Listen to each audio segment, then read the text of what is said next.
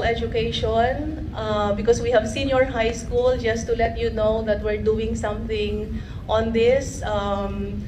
As committed in the basic education report, we engage with CHED and TESTA and various industry partners to address the issue of skills mismatch in our senior high school program.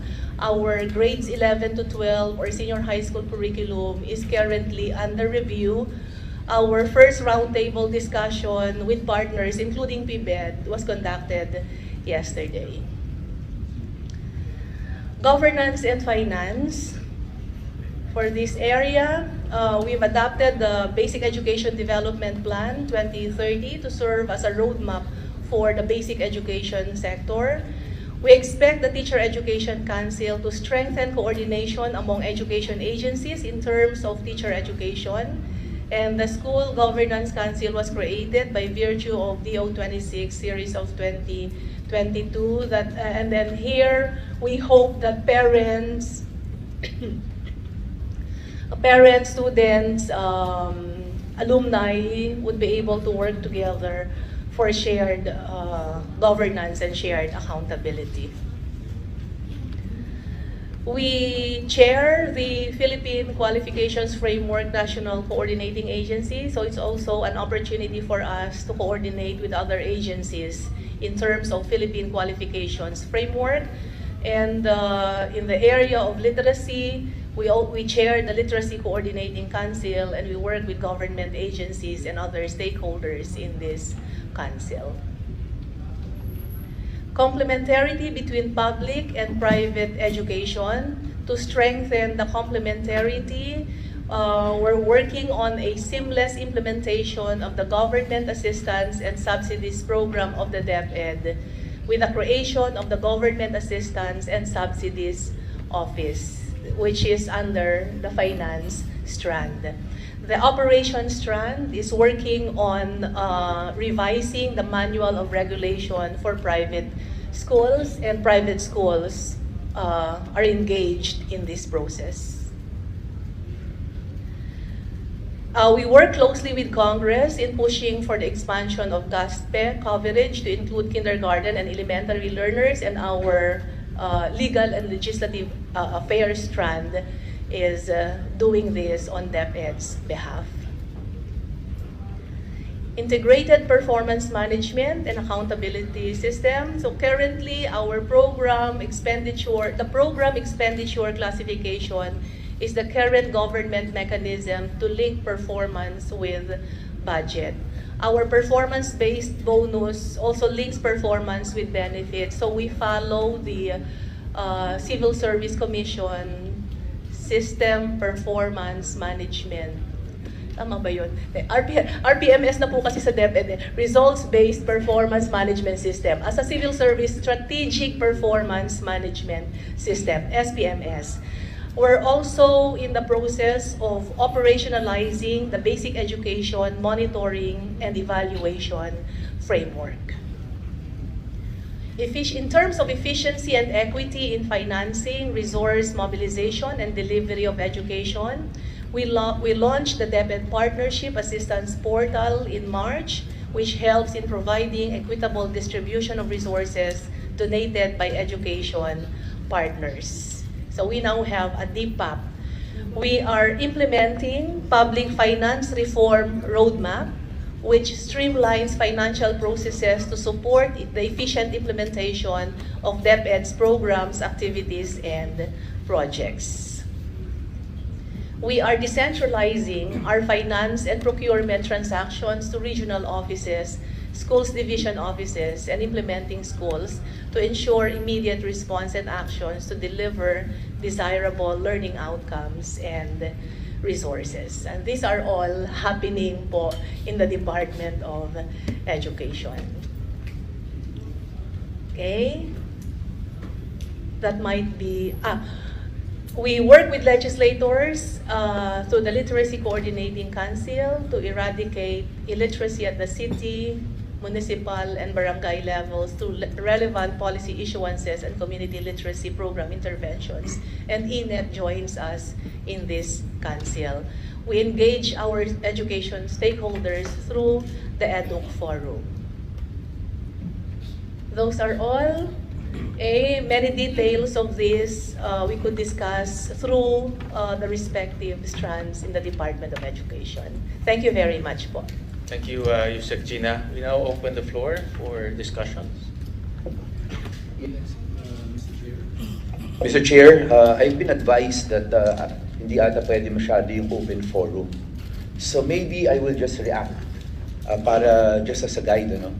First of all, Madam Secretary, thank you very much for being here.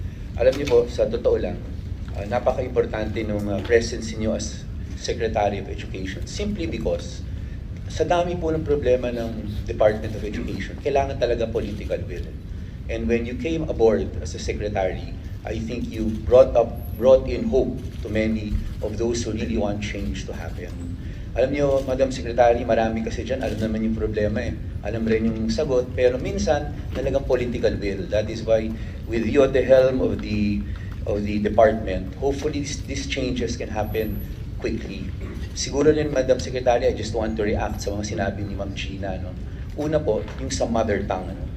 Sa mother tongue po, actually, sa House of Representatives, pasado na po kami on third and final reading. Ang sinabi po namin doon, pareho ng sinasabi po ninyo. Sinasabi namin ang mother tongue o the language that one is used to, a learner is used to, okay sa amin yun. Kaya ang tinanggal lang po namin ay yung mandatory nature. So schools, principals, and teachers can still choose. Kung tingin nila yun yung pinaka-effective, payag kami. Kasi sa ilalim po ng K-12 law ngayon, it's mandatory eh. Kaya kawawa rin po yung teachers. Kaya pinasa na po namin yun on third and final reading. Ang tinanggal lang namin, yung mandatory nature. Payag kami kahit ano, kung ano yung pinaka-effective. Pangalawa, sa spiral progression, we're about to pass that also. Aalisin na rin po namin yung mandatory nature. We want to give the teachers the flexibility on how to teach a subject. Mas alam po nila, depende, hindi katulad ngayon sa K-12 law, mandatory po eh. Wala akong choice eh. Pangatlo, nabanggit niyo yung problema natin sa registered guidance counselors. Pasado na rin po namin on third and final reading sa House. Ang sinasabi po namin, pansamantala, papayagan po natin kahit hindi siya registered guidance counselor. Papayagan po natin, una, yung mga graduates ng allied courses na may at least 12 units of behavioral science. Papayagan rin po natin dapat yung teachers, kung gusto nila. At kung tingin ng principal, karapat-dapat sila. Ang dami na po masyadong mental wellness na nangyayari. Sinabi po namin sa naming version, ang sabi po namin, angatin na rin po natin yung salary grade.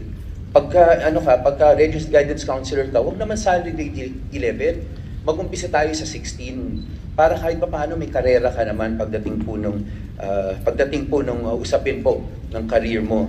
Sa 11 and 12 po, sabi nyo nga, rine-review po ninyo. Tama po sa amin po, halos nasa floor na po namin for passage on third and final reading.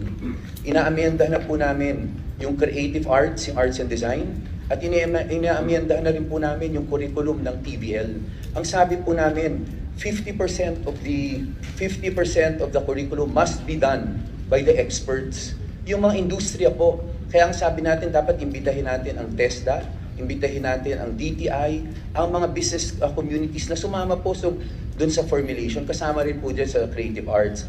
Pero Ma'am Gina, pinag-uusapan namin share Marco, nabanggit mo kanina, pati ni Kiko ata, nabanggit mo na i-release nyo na po yung K-10 curriculum po ninyo. Gusto nyo talagang, it's not a DepEd curriculum, but a curriculum of everyone. Pero Ma'am Gina, matagal ka na rin po sa gobyerno, matagal na rin po siguro kayo sa DepEd. Alam natin ang totoo. Minsan talaga, we have to dive into it, do it, and then from there, develop it eh. As public servants, we have to take, that risk eh. Pero hindi na po pwede yung status ko ngayon. We have to move on. And siguro marami pa po akong gustong banggitin, pero marami rin gusto magsalita, mag-react. Ito na lang po, importante rin po sana po, pinag-uusapan namin yung sa 1 to 3. Masayang-masaya po kami, I think si VP Sara nakabanggit na nito, yung pagbawas ng subjects. Talagang ma'am, ang kabataang Pilipino, matalino talaga at magaling. Yung PISA na yan, huwag nyo na isipin yan kasi that was a fluke for the simple reason that mother tongue got in the way. And medyo nandun tayo sa ano. Pero it's not a reflection of the Filipino student. Ang kailangan lang po natin sa isang Filipino student, turuan magbasa at naintindihan niya yung binabasa niya. Reading lang at mathematics at yung GMRC. Siguro po, talagang sabi niyo nga ni Ma'am Sara, babawasan niyo yun talaga. No? I think we are really hoping that we get to that point na talagang let us give the Filipino child the chance na reading. Kaya po niya eh. Basta marunong siya magbasa at naiintindihan niya in whatever language o dialect na gusto na tingin natin komportable sila. And again, Vice President, I will not take too much time anymore, but we are very happy that you are the helm of this department and you have the full support, especially of the House, and I'm sure, kanina pa binabagit ni Senator Win, ano, from the Senate. Ito po, magtulong-tulungan na tayo. We have this opportunity. Political will kasi po ang sagot talaga sa lahat ng problema ng DepEd. And with you at the helm, I think we will be able to achieve this. Thank you, ma'am. Any more, Congressman Go? Thank you very much, Senator Win. Magandang hapon po, Vice President Sara, at sa lahat po ng mga opisyal ng DepEd. Several questions po. Una po, when we adopt or when you design the K-10 program, what will happen to the K-12? Isa pong tanong yan. Gusto ko malaman kung anong ibig sabihin yan. Baka i-focus ninyo sa K-10 at meron namang remaining K-12. Ang ibig ba sabihin yan the student can choose whether they want to take the K-10 or the K-12. Si Mang Gina. May I respond, Mr. Chair? Yes, ma'am. Thank you po, Congressman Go. K-10 lang po ang una naming ilo-launch. Kasi under review po yung 11 to 12, but we're continuing with K to 12. Unahin lang po natin yung K to 10.